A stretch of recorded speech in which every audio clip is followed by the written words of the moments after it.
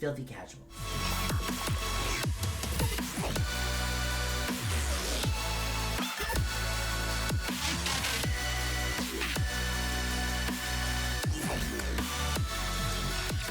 What's up, everybody, and welcome to 3VO, where we're all on the same team. I'm your host for today, Jordan. And I'm your other host, Brendan. And if you're new here, we are just two big old nerds that just love, absolutely love video games so much that we just can't help but scream and talk about it all day long. So if you two have that same weird, insane passion for video games, this is definitely the place for you. This is a really casual episode, so it's a little bit of our looser structure. We're just going to be hanging out, talking in generals about storylines and endings and whatnot. But before we get to all that, Brendan, my good friend, how are you? I'm exhausted. Right. I feel like that is the energy for today in general. I'm also tired. Yeah. Like, my schedule is fucked up right now. Just have like a laid back, chill. This is just going to be a chill, relaxed fit 100%. episode of the podcast. 100%. So come and hang out and vibe with us, guys. Yeah. We'll put on our NPR voices and we'll just... Are we going to count this as our ASMR episode? That's the title. 3VO ASMR. Oh, God. Anyways, I am exhausted because I am burning the candle at both ends, as they say. Right. But it's okay. It's how I'd like to keep things. Mm-hmm. I've recently been cast in a show. Thank you. So excited. I'm so excited for you. I am so excited to be getting back out there. It's been 4 years since I've actually been in a show. Yeah. So I haven't done a play in forever, but I've gotten to do like a couple of like short films and some other stuff. Yeah. So I've had a certain level of like a creative itch scratched. I can't imagine what it's been like to have like almost nothing in terms of like, I mean, you've had dance and stuff. Almost. So, I mean, I've had dance. I've had this. I mean, this is also an outlet for creativity. Absolutely. Don't get me wrong. But it's not quite the same. It's not. It's not practicing and rehearsing a show and then like performing in front of people. And there's something about being on stage. There's something just different about it. Yeah. So the last show that I did was Midsummer up at Crafton. Oh my God. Which was a long time ago. It was 4 years ago. But now I'm making my return to the stage in Beauty and the Beast. I'm very excited. Okay, can you say who you are in Beauty and the Beast? I'm Cogsworth. Yeah. It's very just excited to play Cogsworth. such a good part for you. Thank you. So good. Like, I do believe you could do pretty much anything, but just like, that's just like, I'd say that or, oh my God, what is Gaston's little... LeFou. I'd say that or LeFou would be a good one for you. And that's who I was going out for, was LeFou. But the guy that's cast as LeFou is perfect for it. I looked at him and I was like, yeah. I feel like that's the way to, especially in theater, I really think that's the way you go into most auditions. You go like, well, this is the role that I want, but like realistically, I think after a certain point you kind of go like, but I kind of know where like I'd probably fit better as an actor and a performer in a certain sense. Mm-hmm. You know what I mean? Yeah. I think so. What was cool about our auditions is I got to see a lot of different people do their audition and then dance and then did cold reads with a bunch of people and then at callbacks saw even more people that were like specifically called back for a certain part. Right, gotcha. So I like got to see the other people that were like up for like Lumiere and other Cogsworths and like other parts, and I was just like, it's really going to be really difficult to cast this show. Right. Not because there's nobody, but because there were so many people and any of them could have that are just like really good. Yeah. Which is always the toughest. That's the toughest part to me. It's like, it's easier. I've directed enough to where I could say just like, it's easier when you're doing a show and you get like 5 people who show up that are like really, really good, and then everyone else you're sort of like either like, not to say that they're bad, but you kind of go like, that's not fitting with what I want to do with it. Yeah. But then especially with something like this where it's like you have 50 people show up and you're just kind of like, I could pick almost any of these people and they would work well for this. Yeah. It's like, that also really sucks because you're like, there's so much talent just not being used now. Right, exactly. Yeah. But it means that the show itself is going to be excellent. Our ensemble is going to be excellent. And we already sound pretty good. We did a full read-through and sing-through of the entire show. Yeah. And like, the girl playing Belle was like born to play Belle. Oh my God, bro. The guy playing Beast sounds incredible. Like, our Mrs. Potts is a doll, and I love her, and I've worked with her in the past, actually. Oh, really yeah, cool. you mentioned, yeah. And Lumiere's French accent is so good. Brilliant. Like, yeah, it's all gonna be a really kick-ass show. Sweet. Yeah. I'm excited and I can't wait to go see it. Yeah. So that's what I'm up to. So Nice. I'm doing that. I'm also starting up another D&D campaign. Brilliant. I have my other job. Yes. I have streaming and, Yes. and recording this. Yes. And then like trying to like see friends occasionally. Trying to hang out and you see know? people and stuff. Yeah. You know. So yeah, I'm a busy little boy. Yeah, it seems like it. Yes. But it's all like, and not to say that isn't stressful or like, you know, try to like take away from that, but it's like, it's all busy that is like a it's good busy. Yeah, exactly. It's all the shit Yeah. you want to be doing right Exactly. now. So it's like, oh my god, I'm exhausted all the time, but like I'm doing everything I want to. Like Yeah, it's so like, it's like, okay. Yeah. Yeah. So yeah, how about you? What have you been up to? We're doing good. I want to very quickly mention something at the top here, and I don't remember the name of them unfortunately, but I'm going to be taking something from a different podcast that did this, just to. Is this a soapbox moment? A little bit of a soapbox moment. So just to, well, hold on, let me just get it all set and ready to go. It was the worst pantomiming I've ever fucking done. The box changed shapes like 12 times in Now was you like know. 18 seconds. But just to kind of get this out of the way right here with everything happening with SCOTUS and what's going on with Roe v. Wade. Yeah. Don't listen to us about this shit. Go listen to people who actually have a fucking uterus. That's it. That's the 3VO stance on everything going on right now. Obviously, we lean very much towards the left, so I think you should kind of know where we sit on some of this shit personally. However, Yeah. we don't get to have much of a say on this shit. That's it. That's all I wanted to say on that. That's it. Go listen to people with uteruses. Exactly.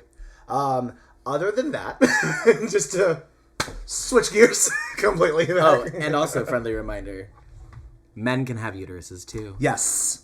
So Yes. listen to them as well. Absolutely. Because reproductive health is the right of everybody, Yep. regardless of their gender. Yep. There we go. Thank you. There we go. No, that was a Men, good- men and women and people that don't identify as either. Exactly. No, thank you for clarifying that. That's why I did try to say just like people with a uterus. Just Right. to kind Exactly. of- Right. But Exactly. to clarify, no, I Right, appreciate it. right. I appreciate it. Just a little bit. Gotcha. Let's see. Other than that, also kind of busy. Got another project that I'm sort of working on with some other people. Right now, it's in the writing phase. Okay. We kind of want to do we're working on like a anthology horror series we want to produce and make and do something with and whatnot. Yeah. Can you say any more about it? Other than that, I don't want to say too much more. right. Other than I'm working. I can say I'm working with number one fan Cody Shook Oh, on the wow! on the whole thing. Friend which of the is show, number friend one of the fan. show, number Cody one Shook. fan. Actually, now that you brought it up, we were supposed to revoke his number one status. Oh, that's right. His number one status Yeah. has been revoked. He missed one stream, so now he's no Yeah, he's longer no longer, number one yeah. fan. So guys, the title's up. If Yeah, anybody I wants mean- to try to come and take it, Let us know. we will be opening up the fight pit. that we definitely have Right. for people to come in and fight for number one fan status. No, but working on that, which has been fun, and it's just like writing with somebody on like this, because it's literally like we made an outline for it, and now we're both just kind of like taking bits and pieces of the outline and working on it on our own and like going back and forth with it. Fun. And it's a really like you understand this. It's just like sometimes you link up with another artist and it's just like you start working on something and you're like, oh fuck, we're on the same page and we didn't even have to talk. Like it's that level of just kind of like easy back and forth. We both Yeah. just like get it. Like you and I have had this plenty of times before. Absolutely. Where I we was just gonna kinda say, go like, yeah, no. I was gonna say, me and Pierce are very much like that when we were on the yes, project. definitely. Oh my God. Yeah, We are, yeah, like, yeah. of one mind, and like throughout the process. Yeah. Absolutely. So it's been an absolute treat to get to work with him. On Nice. this. And That's just, awesome. Yeah, and I'm working with both of our friend and my roommate Jess on it too, and another friend Amy who went to NIFA with Jess, who's fucking fantastic. Excellent. So it's just hanging out, being creative, and just like getting to do it with the people that you really like to work with. So Hell it's just yeah. like it's kind of the dream. Ah, yeah, yeah, really. You know, video game wise, I'm a little bit mad at you.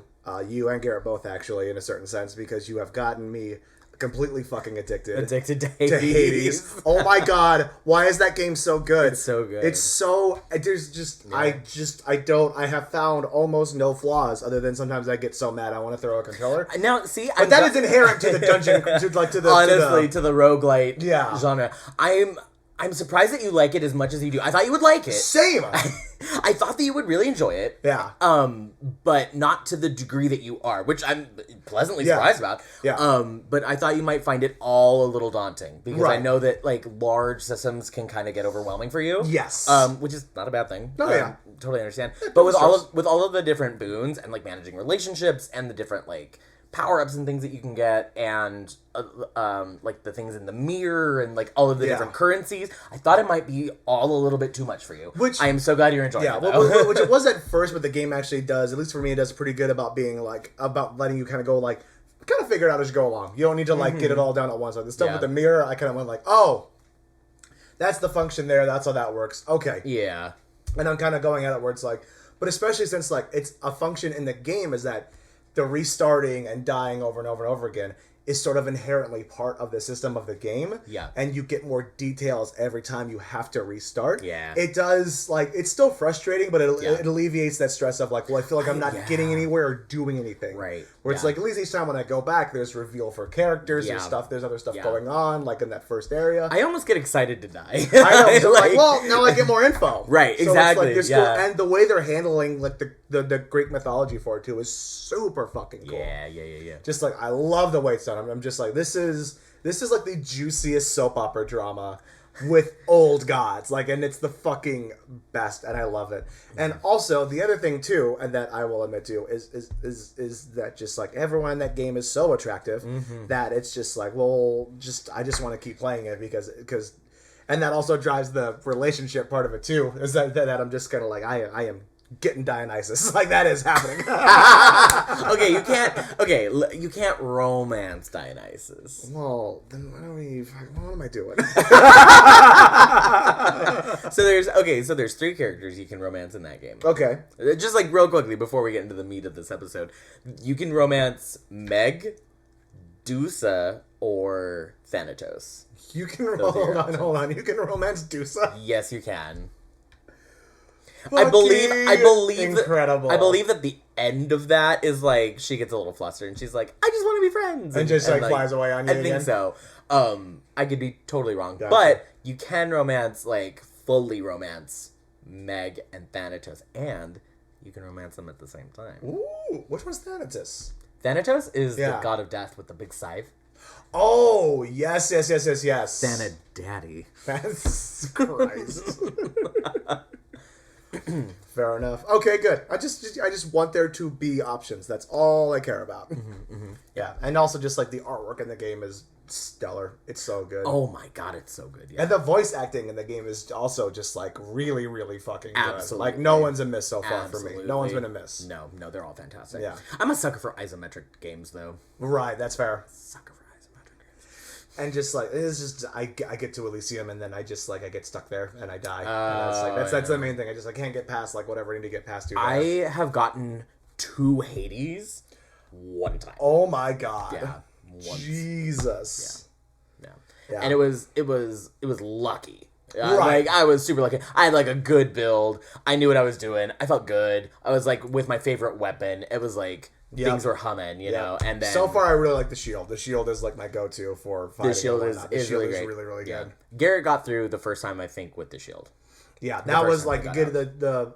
I was able to beat Meg. I was able to beat Meg with the bow the first time I went through because I was just like, okay, this is not like an up close thing I want to really get involved in. And then getting past there the first time fighting this, not the first one, the second Bone Hydra. I actually got past the first Bone Hydra in it pretty quickly, and I was very impressed with myself. The second one I had to go through before you get to Elysium. That's when I had trouble with, and that's when I switched to the shield. So like the full boss Bone Hydra. The full boss Bone Hydra. Yeah.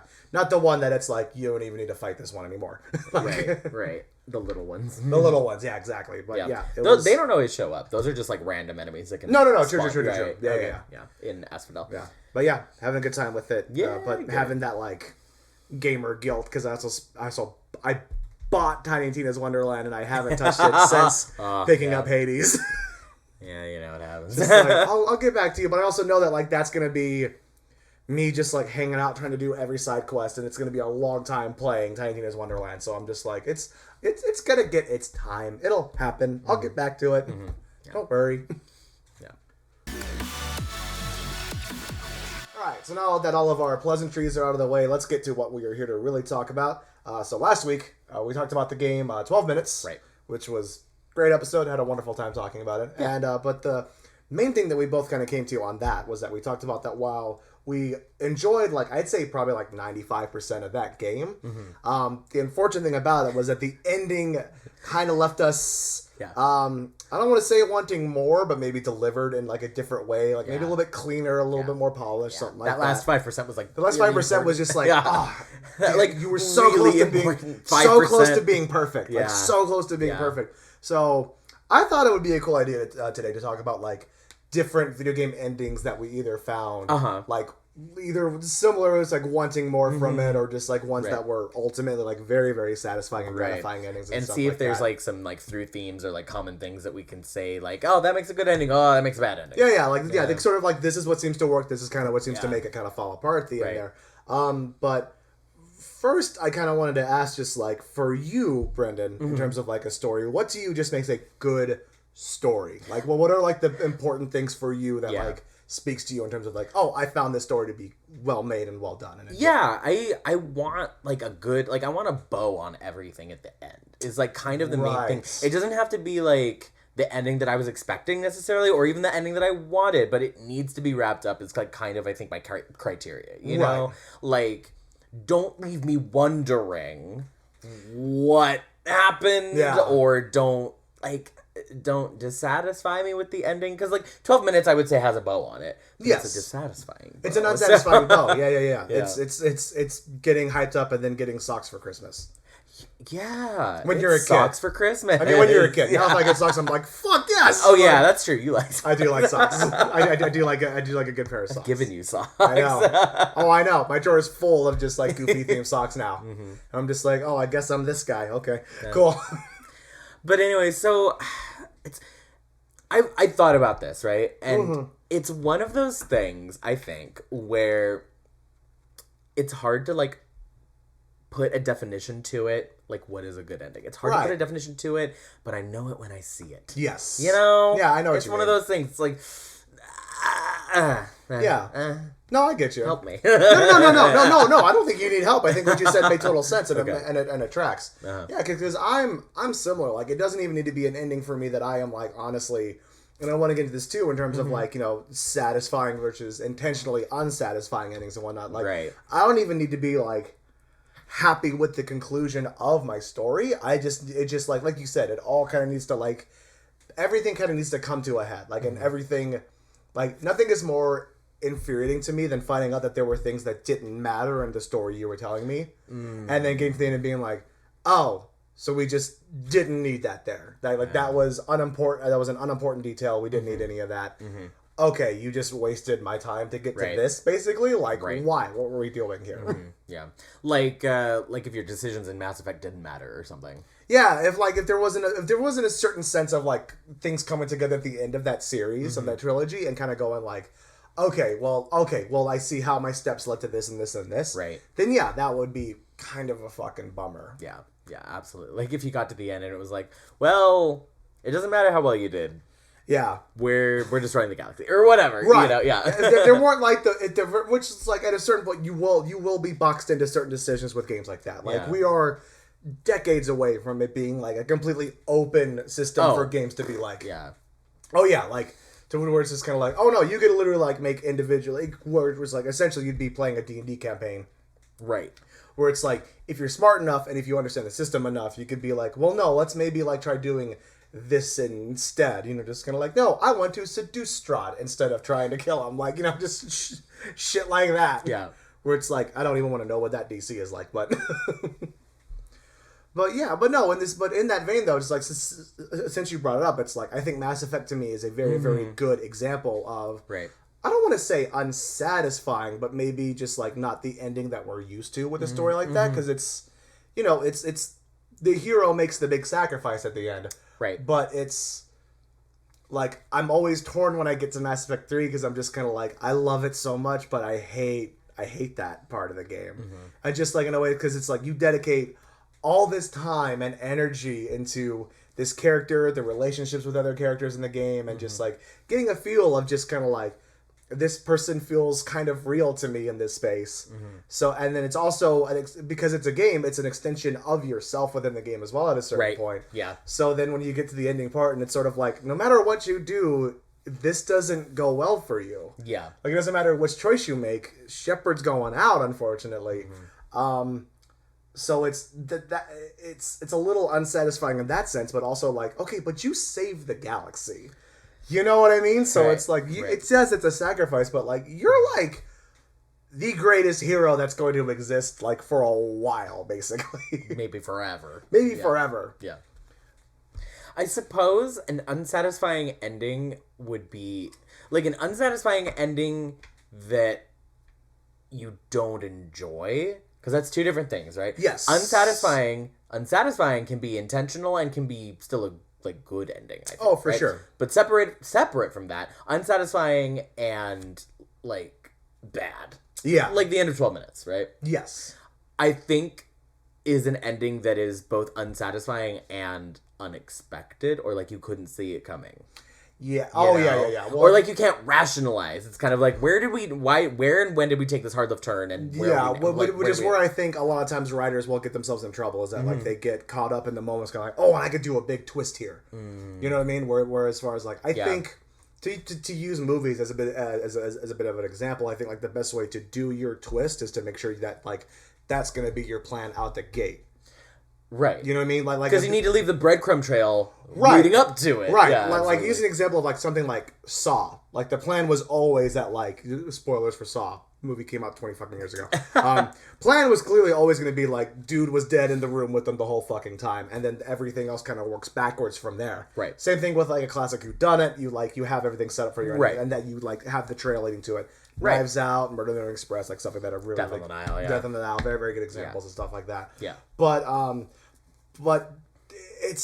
then when you just like have the hard left turn that you kind of discover along your way, and you don't even like take the time to go back and make sure it all tracks, that's when you get in trouble, because then your player or your watcher or whatever is just kind of go, oh, I guess I guess that makes sense and we could do it that way, but it's not as satisfying as like the moment of going like, oh, it's all been leading up to this. Right, it's always been there. I should have seen it, or I should have known, or like things like that. Yeah, which is like, and to use a game, it's like we're not fighting about it, but to use one that is like one that we definitely disagree on for that, is that it's like, and I think that even though you're not as happy with it as I am, the ending for BioShock Infinite, when you play it again, you can track a lot of those breadcrumbs leading up to the ending. You know what I mean? So let me, and like, again, we're not fighting about it. We're not fighting about it. We're not. I think that the story of BioShock Infinite is good. Right. The story is good. Right. The structure of the game and the ending of the game is what I take issue with. Got you, which is totally fair. Which is totally fair. Because you can't say, well, there like a boss fight is not part of the story. You know what I mean? Right. You know? Yeah. So that's what I was getting at. That's fair. Yeah. And I get that. Well, and I had the thought too when I was working on this though, is that it's like maybe my lack of disappointment in a satisfying boss fight at the end of BioShock Infinite is a little bit quelled, because I feel like I've had like the biggest experience with the unsatisfying ending for as far as like boss fights goes. Okay. And that is within this is a loved series, so I'm not gonna tread lightly. I'm just gonna say that like if you love these games, it's fine. Who are you shitting on now? I'm not shitting on anybody. I'm not shitting on anybody. I'm just saying that like everything we love is flawed. I've admitted that with the things that I really like in video games. Yeah. It's just good to know that like nothing can be perfect, and some things fall very very short of that, despite what the creators and other fans will say about it. The Fable series has bad endings. The Fable games have really really bad endings to their games. To where it's like, you want to talk about an unsatisfying conclusion to like a boss fight or something like that to a game, look no further than Fable 2, where you literally just kill a guy with a music box.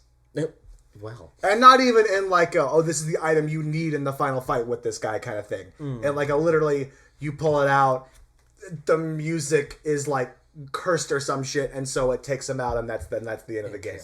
And then you decide if you want to bring back everyone that they've killed or your dog. Like, those are literally your fucking options right there. Those are terrible options. I know, because you watch your dog get shot in the face earlier in the game too. Oh my god! Yeah. Have you never gone through the Fable I series? have not. We should go through them because there's a lot of interesting components for those games that are really cool.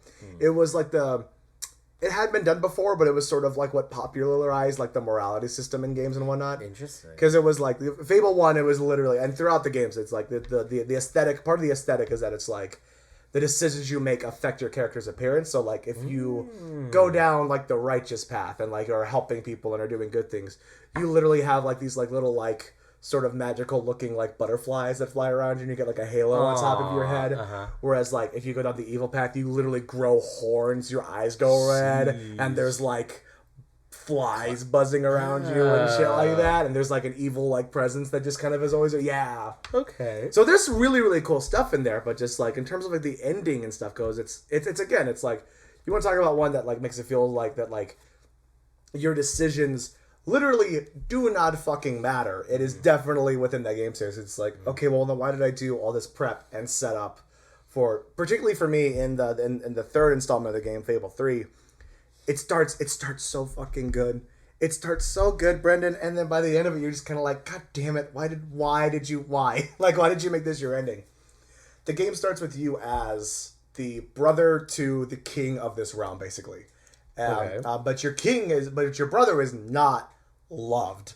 Like, he has turned ruthless, and he is just like killing people who disagree with him, and he's hoarding money in the castle. He's not caring for the people, and just like no one knows why he's doing this shit. And so you run off with like a rebellious group and start forming basically a rebellion to rise up against him and whatnot. You do that, you capture him, and then in his trial, he reveals like, look, I did all this stuff because there's literally like a giant evil like black ocean kind of that is like alive that is coming to destroy us. So I did all of this like to prep in order for a defense. Yeah. Later, there's kind of like Sure, Jan. Yeah. But like you have gone off to like where this thing comes from, so you know it's real. You do know it's real at this point. Okay. But it's also like, okay, one, you could have just said something, dude. Like, could have mentioned it.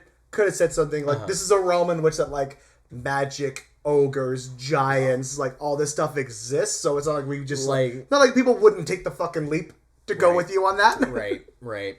Well, that sounds like bad writing. Yeah. But then for the rest of the game, you become king, and then you have to like sit there and make dumb bullshit decisions. And it's still, but it's like everyone, even though he confessed it to everybody, he told everyone, like it was a public trial where anyone can show up. People still are kind of like, yeah, so like we need to finance the swamp because it doesn't look that nice anymore. Are you just kind of like, what the fuck? There's a giant evil ocean coming to kill us. You want me to worry about this shit right now? Like, I'm sorry. We got bigger things to do. Like way bigger fish to fucking fry here, guys. No. And then it's just like, no matter what you do by the end of the game, just like no one's happy with it. No one likes you anymore. It's just like, it's like, okay, I get the message you're going for here, but I hate how you went about it. Like, I really hate how you went about this shit. That's too bad. Yeah, and it's just kind of sloppy too. So you want me to play this bad game? Yes, we need to go through it because like it's another one of those things where it's like, even though I have issues with it, it's like it's in the realm to me of like Kingdom Hearts. Where it's like it's kind of ingrained into the pop culture of video games itself. Right. So it's like I feel like it's kind of an important like part of the zeitgeist that we need to dive into too. Yeah. Pardon me. Yeah. But on the opposite end of that, though, for me though, there was a bunch of stuff in the early 360 games that I played that like it was the first time, other than Final Fantasy X, which I played when I was a kid, when I was like 13, 14, when I was younger, that has a very melancholy kind of sad ending to it. But it works beautifully. I love the ending for Final Fantasy X. It was like really didn't start getting into like the idea of like, oh, even though video games predominantly kind of rely on like the hero's journey sort of like storyline formula to it, it's like you can still have an ending that is like a little unsatisfying or disappointing or just downright sad, where it's but it's still gratifying. Like I played there were two games in this series for The Darkness, which was based off of a comic book series. I don't remember who made the comic book series, but it wasn't a Marvel or a DC thing. It was sort of like a Dark Horse or like another like smaller offshoot comic book company that made it. And you play a dude who's essentially a hitman for the mob, named Jackie Estrada, I think. But it was the first time I experienced like doing interesting things outside of just like running and shooting and killing people. Like there's a whole section where you go to your girlfriend's apartment and you could just like chill out and watch a movie with her and just like talk and just like hang out and stuff. And it just like it establishes this very, very sweet relationship. And then later on in the game where you literally watch her get shot and there's nothing you could do about it, it makes it hit more.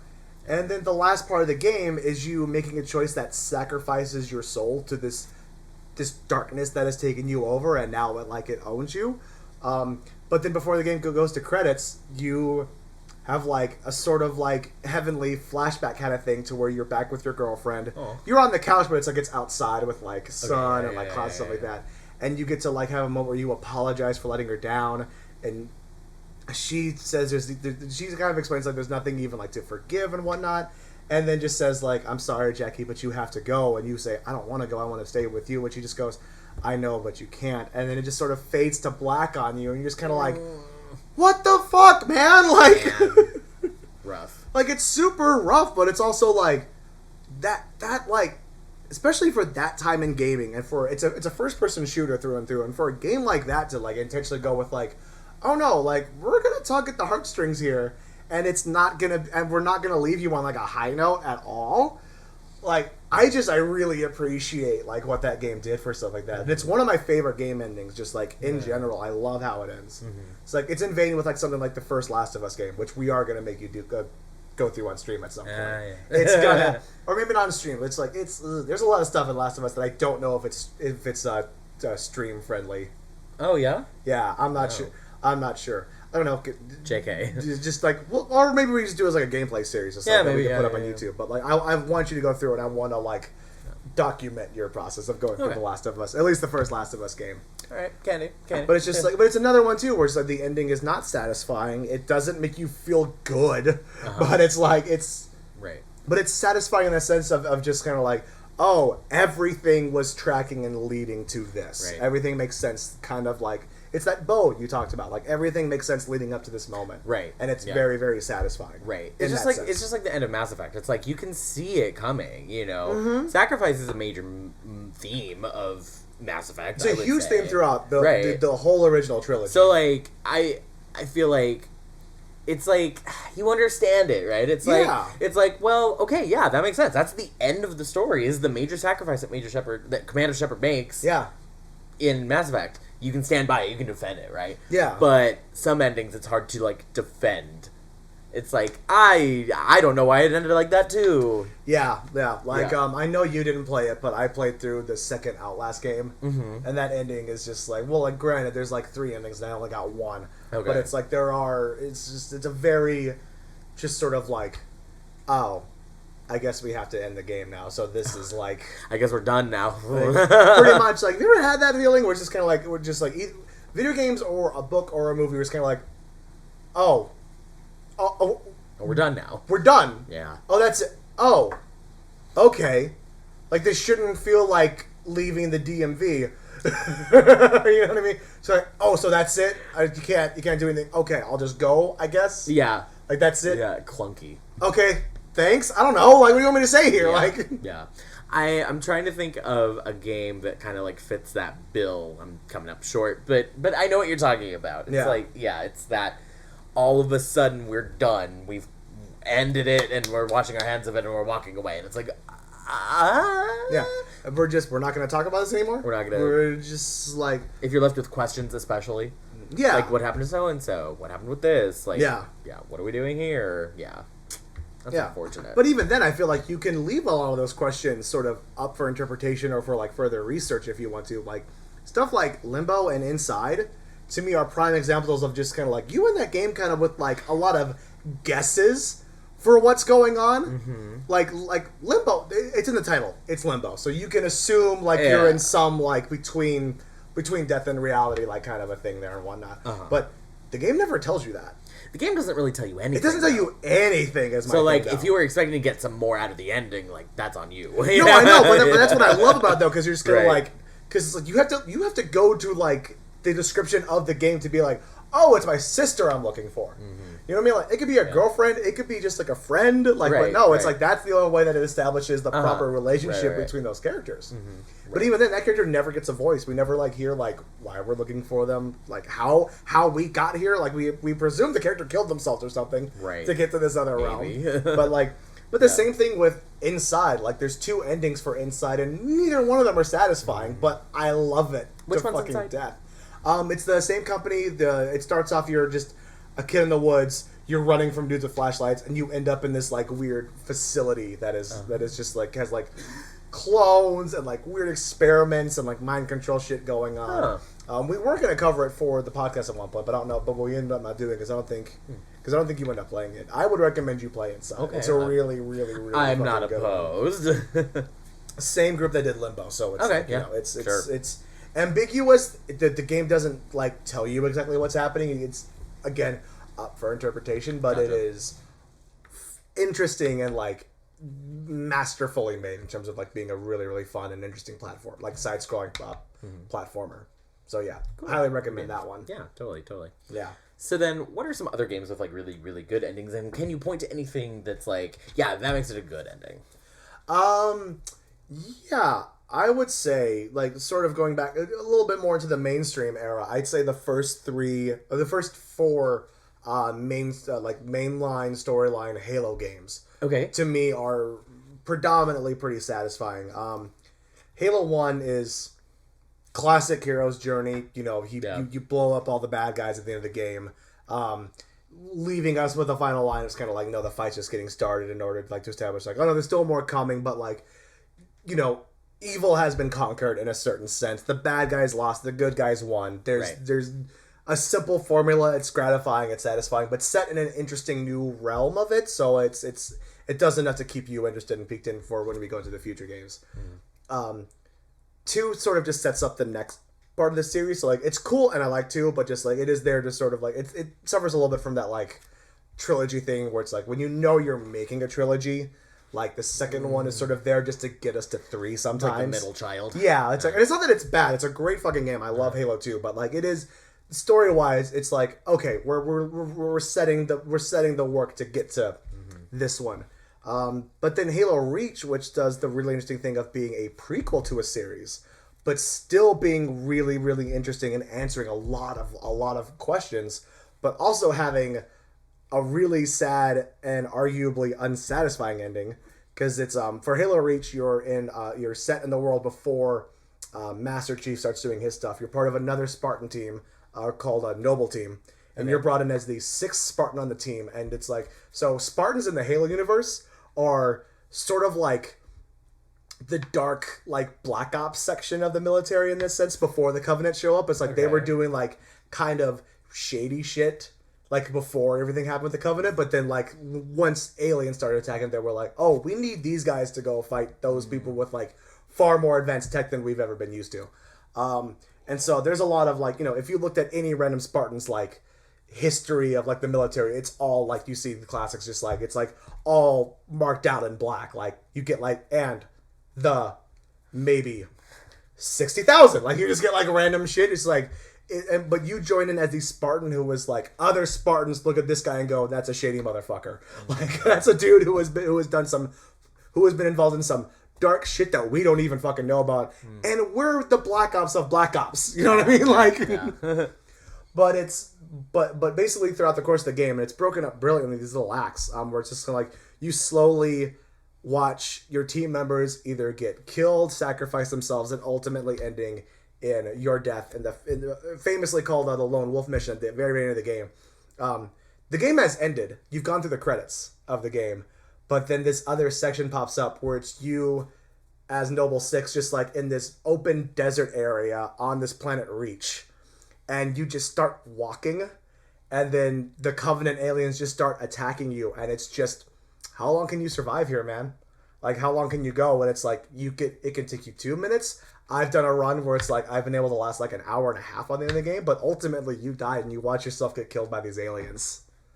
Yeah, it's brutal and it's rough, and it's really, really rough. Damn. Yeah, but it's another one too where it's like it has that Mass Effect thing where it's like you kind of know that this is where this is going. Because it's like, if you're a fan of Halo, and if you've dove into a little bit of like some of the external stuff too, like I have a bit, you know how the story of Reach goes. Like the original book that they based the game off of, because this is a whole other nebulous system for Halo 2. So the book they based off of is called The Fall of Reach. Because this is sort of the catalyst for what happens to sort of really spark the giant war against humans in the Covenant. Because they glass this planet called Reach. And that is sort of like not the first kickoff for like the battle between them, but it's like, this is sort of like this is like bad. This is like really bad. And we need to like take bigger steps in order like to fight these guys now and whatnot. And so you know that if you're a Spartan on this planet, you're probably not making off of the planet. And just like it does a really good job of like establishing characters and who they are, and making each like death in the game of your team feel very heavy and very real in a very rough fucking way that is just kind of like it's something I love and I hate.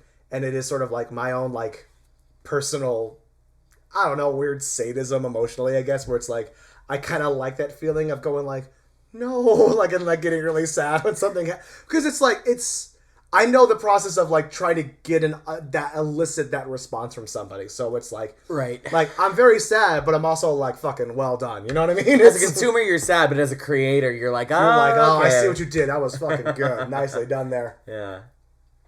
So then, getting back to the ending of that game again, we are sort of circling the drain on that idea of like, right, an ending has to be not necessarily expected and not necessarily satisfying, but it has to be rational. Yes. Yeah. It has to make sense for the game that you're playing. Right. Whereas, it has to track and make sense for what you're doing. Because like because like even with something like Reach, if they did like make it like, but then Noble 6 found a ship and made it off and blah blah blah blah, I'd be like, come on, that's not right. That's not what I want there. That's not what I want there. It'd be like if, I don't know if you're familiar with the movie, but like it'd be like if I'm trying to think of a good example for it, for like for what I'm trying to say here, and like other cinema and whatnot. No, I can't think of anything right now. But like it would just be like, if the whole setup is going towards like, I got it. There's a joke they do on The Simpsons about like Hamlet or something like that. Okay. Where it's just like they do episodes where they'll be like, we're just going to cover like these things and sort of like use little shorts to establish it. The Simpsons Hamlet episode in particular is fucking awesome. But I think it's that one where it's kind of like they're getting to the end of the story, and then it just cuts, and Marge grabs the book and just says like, and it turns out Ophelia was still alive, and Hamlet and her ran off and lived happily ever after the end. Like it's just like, you know, right. If something like Hamlet actually did that, you'd be like, that's not that's not what we were doing. This feels weird. Like this doesn't. I don't like this. Yeah. So we're getting into like fitting into your genre too, you know, because like if you're doing tragedy and it's tragedy up until the end, and then all of a sudden it's flipped on its face and everything's fine, well then you've hit Greek tragedy is what you've hit. True. True. Right. Very, very true. It's a good point. Right. Yeah. But yeah, so there's an idea that we're hitting on now of like staying in your theme and like, okay, if we're doing this, then we're doing this all the way to the end. Yes. And we need to see that end. We don't need to love the ending as a consumer or as like an audience member, whatever you want to call it. And we don't need to agree with it, but it needs to be rational. Yeah.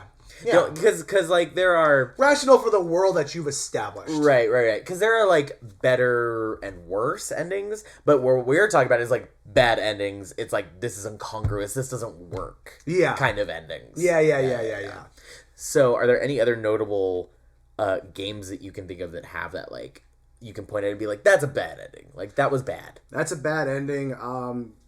Yeah, and it's a game that I absolutely love. It's the first Shadow of Mordor game. Oh, really? It's another one where it just kind of makes you go like, we're just done.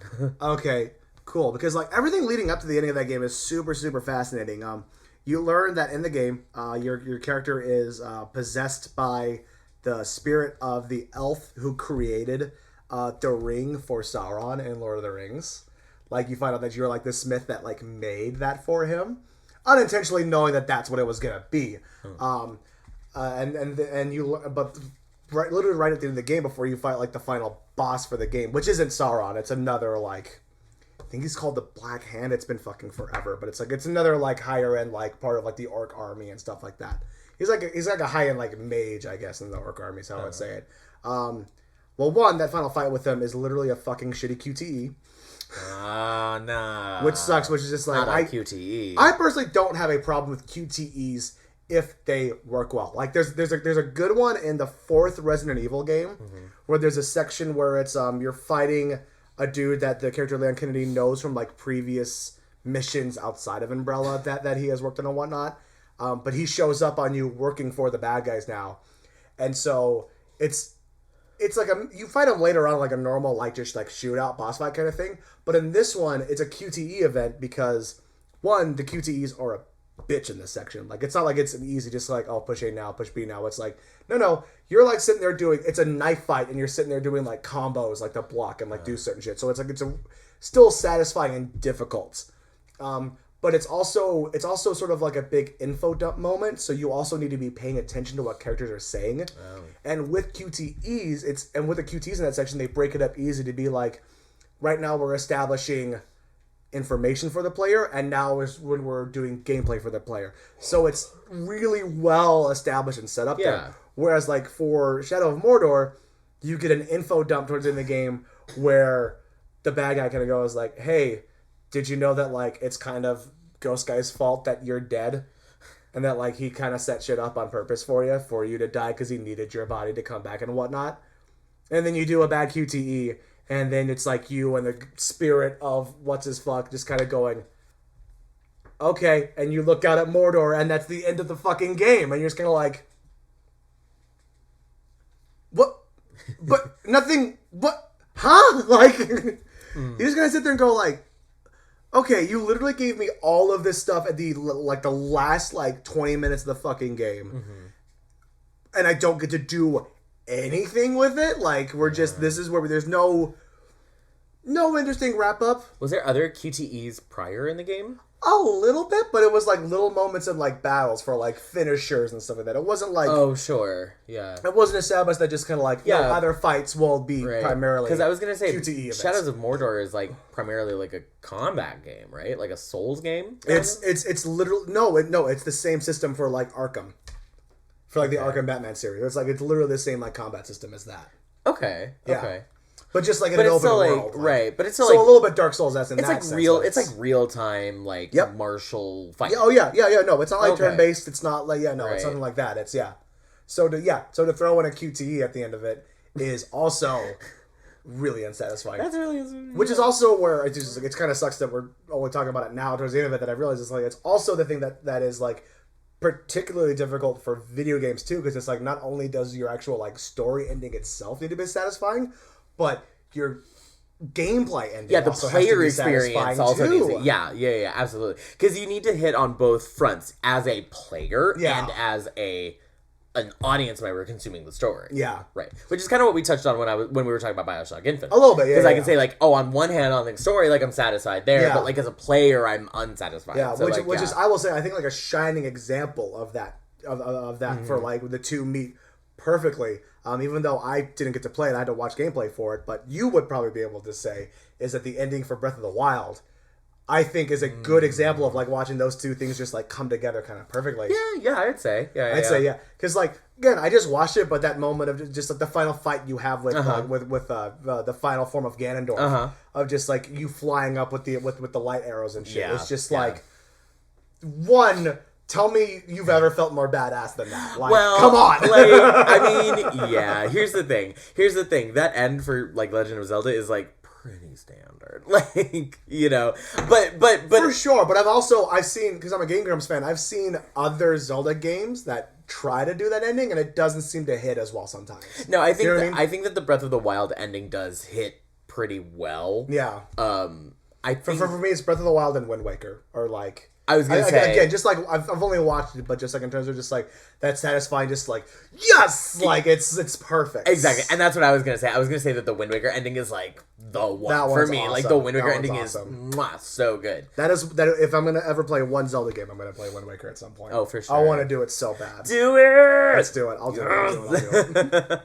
I just need to get it. Is the thing. But... Okay, yeah, let's make it happen. Okay, cool. Thank you guys so much for listening to us rant and ramble about storylines and video games and whatnot. Hope you liked it as much as we did. If there's anything else in sort of the story or writing genre for video games you'd like us to talk about, please let us know. As always, if you have any ideas for future discussions that we can hold on our show, send us an email at 3vopodcastteam@gmail.com and give us your ideas. You can also find us on Facebook, Twitter, Instagram, and TikTok, all at 3VO Podcast. Make sure that you comment, like, subscribe to our show. It really makes a difference, and we'll see you next time. Bye.